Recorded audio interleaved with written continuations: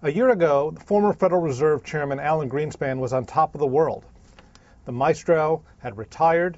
He had a best-selling book that had just come out. He was on the cover of magazines, and he was lionized for having presided over nearly 2 decades of prosperity. When he appeared before the House, it was a much different story.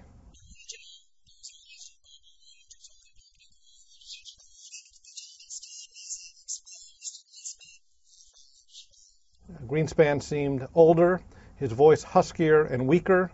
He seemed to be a man diminished. There were 3 major areas where his reputation came in for something of a beating. The first had to do with the mortgage market. You didn't listen to the Treasury Department or Mr. Gramlich. Do you think that was a mistake on your part? Well, I question the facts of that. He also came in for criticism for his 2004 argument that people would often be better off getting adjustable rate mortgages rather than fixed rate ones.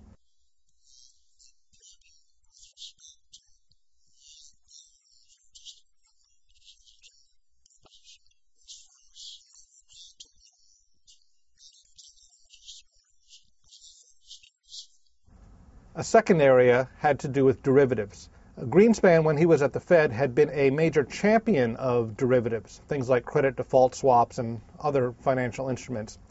He thought they would contribute to market efficiency and help in risk management.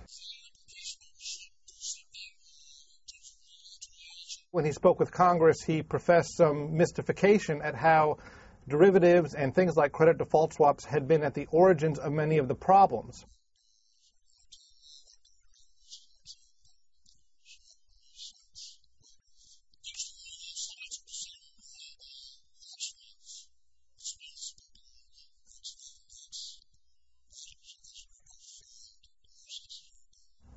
A third area where Greenspan's reputation took a hit had to do with the big picture. Greenspan was a famous libertarian, a disciple of Ayn Rand, and always felt and argued to Congress, to people in the White House, and to the country at large that free markets worked best.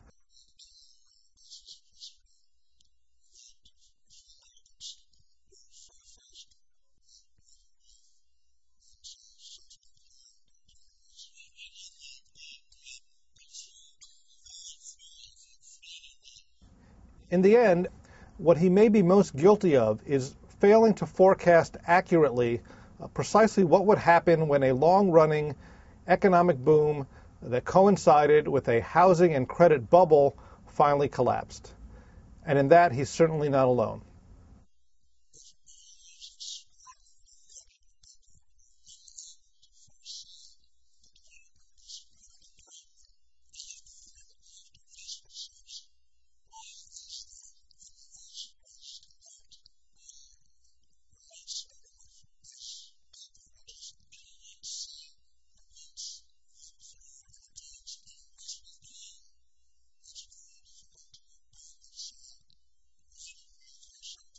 For Newsweek, I'm Daniel Gross.